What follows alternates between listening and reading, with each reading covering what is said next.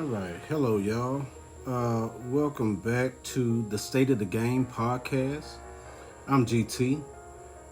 It is July 20th, 2025, and today we're diving into a seismic shift going on regarding what's happening behind the scenes at ESPN as well as FS1, from Shannon Sharp's legal settlement to sexual harassment lawsuits involving Skip Bayless and Joy Taylor, to cancel shows at FS1.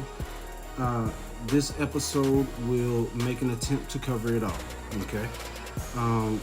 Please keep in mind to keep it copacetic in the comments as you listen to the commentary. And as always, like, share, and subscribe, y'all. To God be the glory at all times. All right, y'all, let's get it. All right, so before we get into the main topic of the day, let's go with a weekend wrap-up, so to speak. In boxing, Clarissa Shields, on July 26th, she successfully defended her IBF, her WBC, WBF, and WBO undisputed heavyweight titles against Lonnie Daniels at Little Caesars Arena in Detroit. Shields dominated all 10 rounds, winning by unanimous decision with the scorecards of 99-91, 99-91, and 100-90. Okay. She landed crisp combinations, controlled center ring, and she also neutralized Daniels' offense, extending her record to 17-0 and further separating herself from contenders in the women's heavyweight division. Other winners on the card included Tony Harrison, Price Taylor, Samantha Worthington, and Caroline Vire. Okay, I know there's some things coming up about the potential super fight between her and Layla Ali. I hope that actually happens because that would be a fight of the ages, man. Also, over the weekend, we had a little bit of UFC as well. So on July 26th, also, UFC Fight Night in Abu Dhabi was headlined by Robert Whittaker versus Rainier de Ridder. In the main event, de Ridder edged out Whittaker via split decision with the scores of 47-48, 48-47, as well as 48-47. Landing more significant strikes and holding control in pivotal exchanges to secure the win.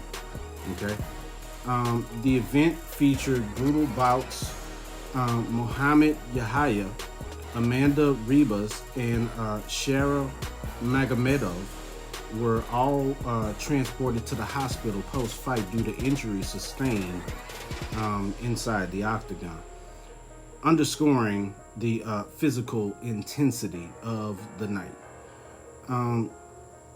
Standout moments included Tabitha Ricci delivering a highlight reel elbow TKO over Amanda Ribas in round 2, showcasing her elite Muay Thai technique and earning praise for her comeback performance.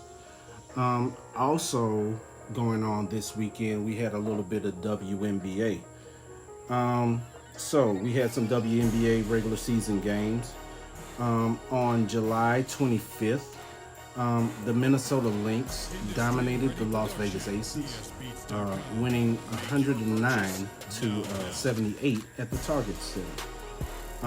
Nafisa Collier led with 25 points and 9 rebounds, while Courtney Williams, she poured in 23 points on 10 of 12 shooting. The Lynx maintained their perfect 14-0 home record with dominant quarter-by-quarter lead building. On July 26th, the Seattle Storm fell to the Washington Mystics 69-58. So although the starters struggled, Seattle's bench sparked a 17-2 fourth quarter run led by Erica Wheeler, Dominique Malonga, and Alicia Clark. Okay. Narrowing a 19-point deficit to just 4 before Washington closed strong. The result highlighted Seattle's inconsistency and need for balanced contribution, and that goes for both their starters as well as their bench players. They need to step it up a little bit, to get some good momentum, hopefully for a playoff push. Okay, so we also had some baseball over the weekend as well. So the Cubs versus the White Sox was the highlight of the weekend, and that happened on the 27th. The Chicago Cubs beat the White Sox 6-1, and the rookie Cade Horton pitched 6th and a third shutout innings, shutting out Chicago's rivals after the initial struggles.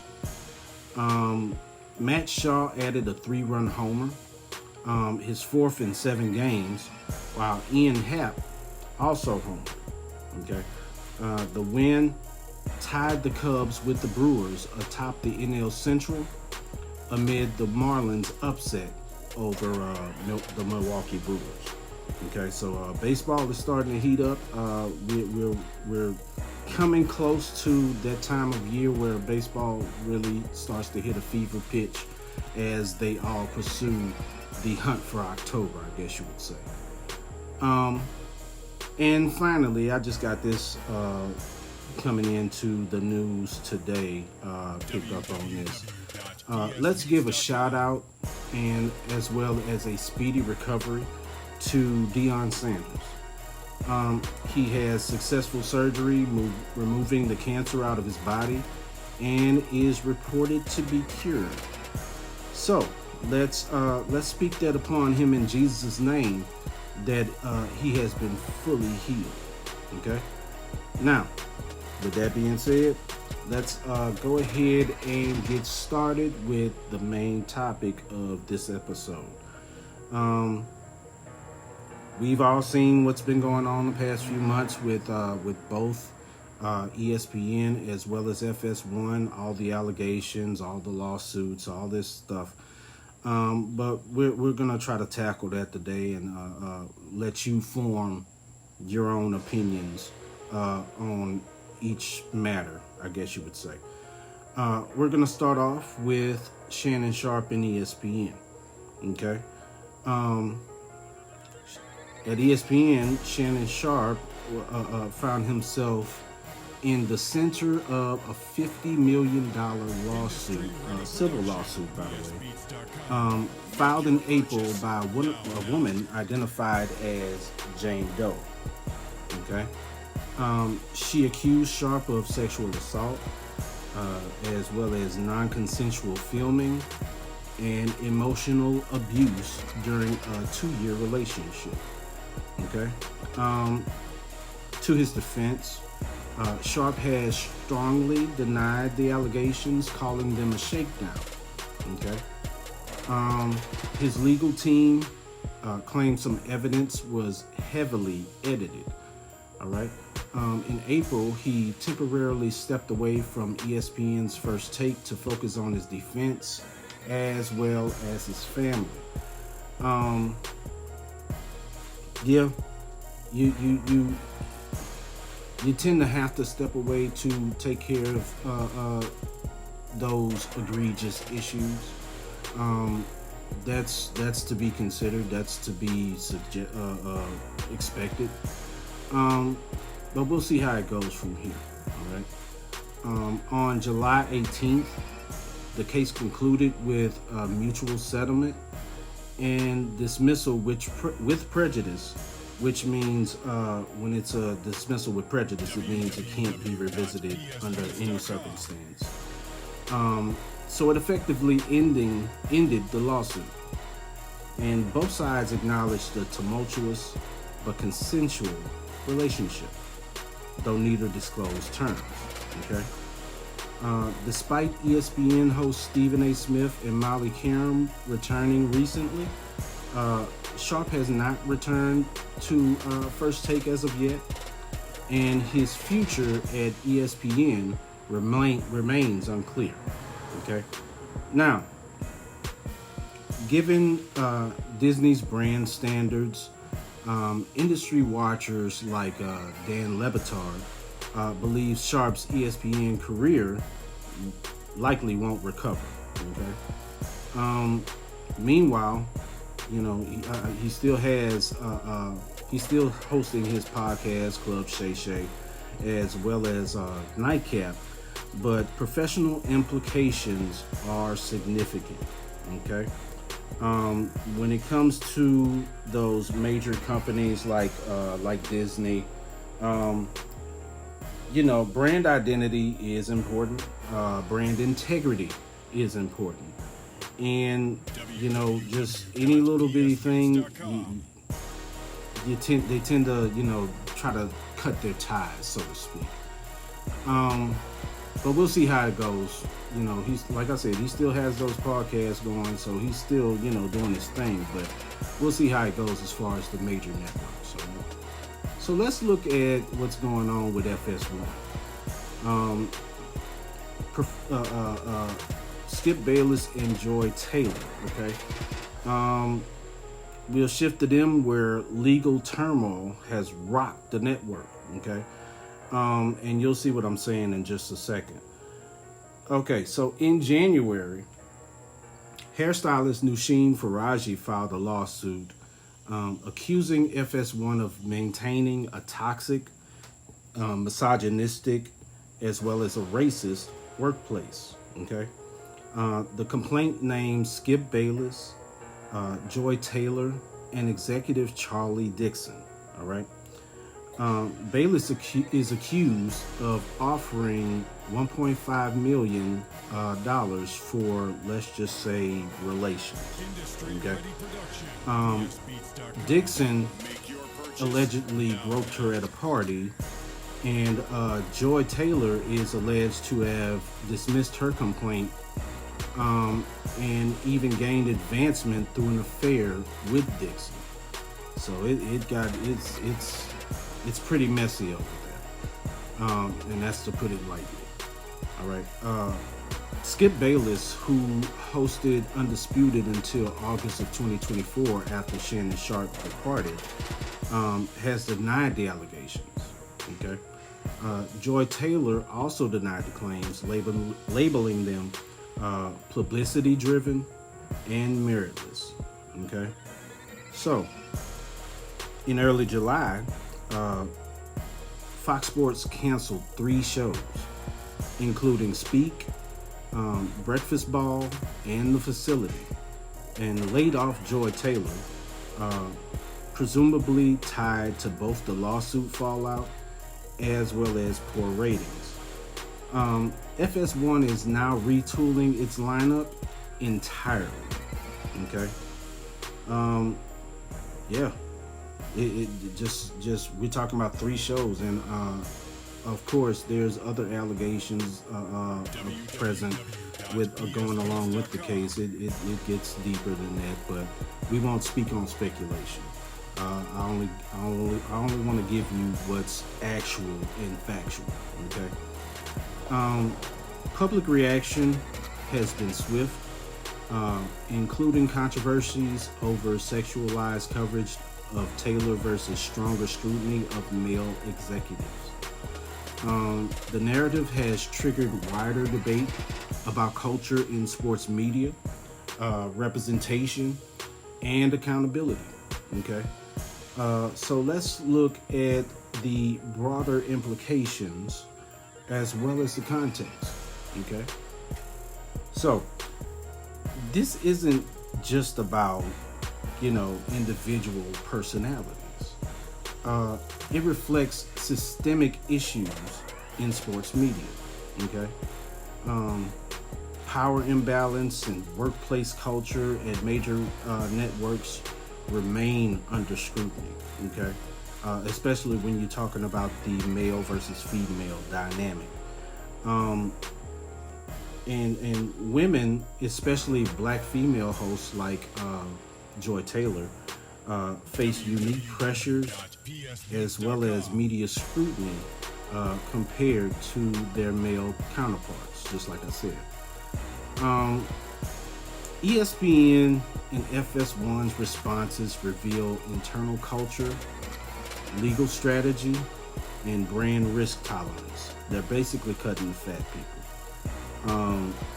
Especially when they're trying to, I guess you would say, save face with their sponsors and things of that nature. So yeah, any sort of controversy can be seen as detrimental, especially when those sponsors, answer to other companies that are just as large, if not larger, than those networks. Okay. The fallout underscores questions. How do networks balance ratings with ethics? Okay. What protections exist for lower level staff? And what does redemption look like? For public figures. Okay. So while Sharp's settlement closes one chapter, another accuser continues litigation in a separate case involving defamation and violence allegations. Okay? And FS1 continues rebuilding programming without fan favorites. These stories keep opening questions on accountability as well as protection in sports media. All right? So, to wrap all this up, all right? Shannon Sharp's career, let's be honest with it, people. Shannon Sharp's career is facing what may be its most serious crisis, okay? Like I said, he still has the podcast going, and they're doing tremendously well. That's not an issue at all. But, when you talk about the major networks and the major brands, that's what's in jeopardy for him, okay? FS1's key personalities, Skip Bayless and Joy Taylor, are deeply entangled in a scandal that costs shows and jobs. And let's be honest, if that goes any deeper, it could be more than that. It can actually cost them much more than that, okay? The environment behind the camera is under fresh legal and public scrutiny. Trust me, people. When I say the internet is undefeated, trust me, it is. Okay? And that's just how it is in today's world. All right? So, these stories show that sports talk is not just rhetoric. Okay? It's real people, real mistakes, and real consequences. All right? So, thanks for tuning in to the State of the Game podcast. If you appreciated this breakdown, go ahead and hit a like and leave a comment and subscribe for deep dives like this each and every week, y'all, without fail. I'm trying to keep it consistent for y'all. All right. Speaking of which, before I sign off, I want to thank each and every one of you for your continued support. So I started this podcast after my family egged me on and motivated me to do it about 2 months ago. Due to God's grace and your support, I'm proud to announce that we're over 5,000 subscribers and over 100,000 views. That's not bad for 2 months in, man. So once again, I would like to thank all of you for your continued support, for liking it up and subscribing and just the whole 9 yards of it, man. Thank y'all, man. Appreciate y'all, man. This is only the beginning, all right? This is only the beginning, and the best is yet to come. So stay tuned, all right? I'm GT. Stay informed, stay engaged, and I'll see you next week. God bless. Peace out.